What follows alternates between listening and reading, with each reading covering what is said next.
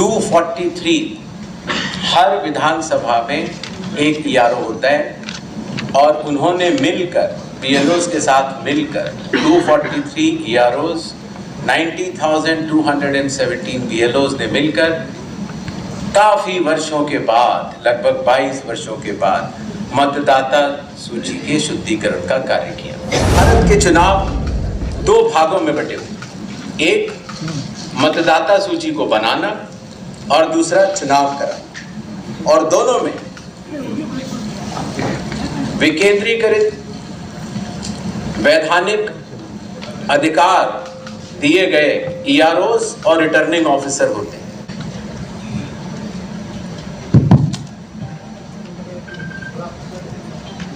Sir, मेरा नाम ब्रजेश मिश्रा है और मैं INS न्यूज़ एजेंसी से हूँ।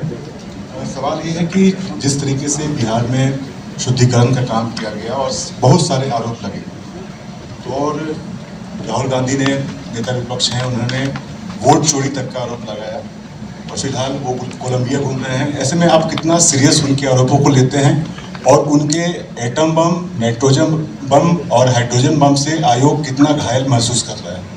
नेक्स्ट क्वेश्चन इधर दीजिए। सर, आपने SIR कराया, लेकिन कई सारे, मेरा नाम मनीष है, मैं डिकोडर से हूँ। आपने SIR बिहार में कराया, इतना बड़ा जाइगेंटिक टास्क था।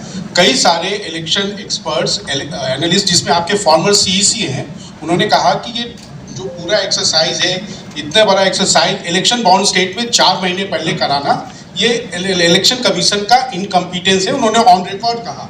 दूसरे कई लोगों ने कहा कि ये 50 सालों में चुनाव आयोग के द्वारा सबसे वर्स्ट डिसीजन था।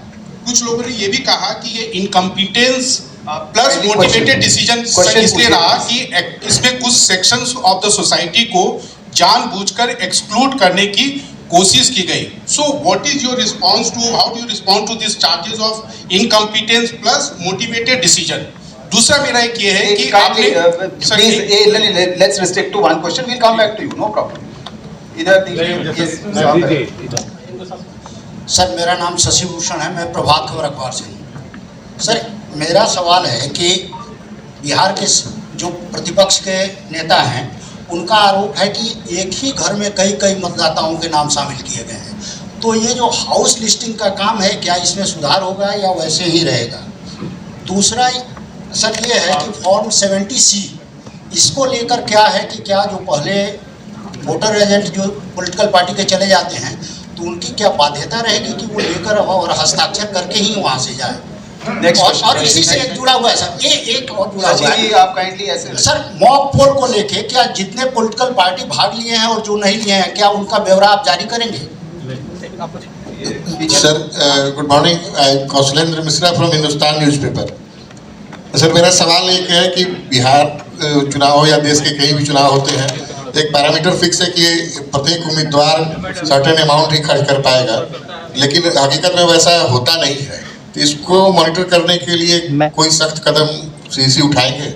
और दूसरा सर एक सवाल है, सर सवाल ये था कि एक पैरामीटर फिक्स है कि 40 लाख विधानसभा में खर्च कर पाएंगे उम्मीदवार, तो उससे अमूमन एक्सीड ही करता है, ये नॉन फिगर ये बातें हैं। तो इसको मॉनिटर कैसे सुनिश्चित कराएंगे आपकी लिमिट में वो खर्च हो? दूसरा सर, एक इसी से जुड़ी हुई सवाल है कि हमारे कई उम्मीदवार हैं, कई पॉलिटिकल पार्टियां मान्यता प्राप्त आपके यहाँ से हैं, जिनके उम्मीदवार बहुत पुअर बैकग्राउंड से आते हैं, उन पे छोटे मोटे अपराध के मामले भी होते हैं।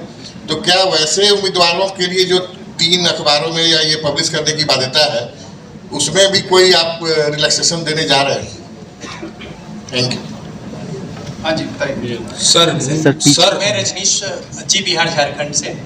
और सर, एक सवाल है कि जो बिहार सरकार अभी जो गणना कराई थी यहाँ पे, उसमें सेक्स रेशियो जो है 914 था प्रति 1000 पुरुष पे महिलाओं की जो संख्या, और अभी आपकी ओर से जो SIR हुआ है तो उसमें ये संख्या घट गई है। तो क्या महिलाओं के नाम कटे हैं ज़्यादा या फिर जुड़ नहीं पाए हैं प्रॉपर? इसमें जो अंतर है, इसमें क्या वजह है?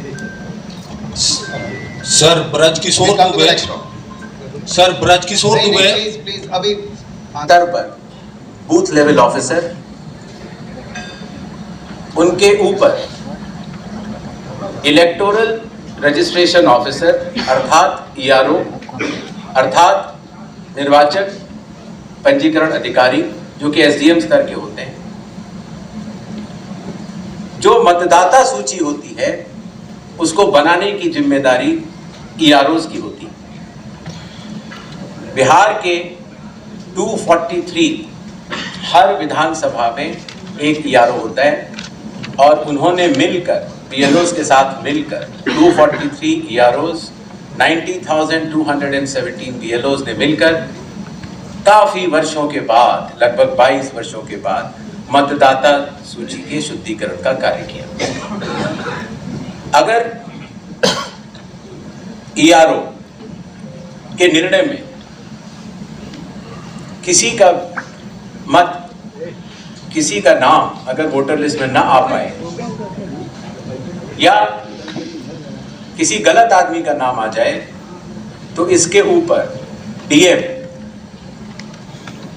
के पास अपील होती है और अगर डीएम के डिसीजन में अगर कोई भी त्रुटि किसी भी मतदाता को लगती है तो उसकी अपील चीफ इलेक्टोरल ऑफिसर के पास होती है।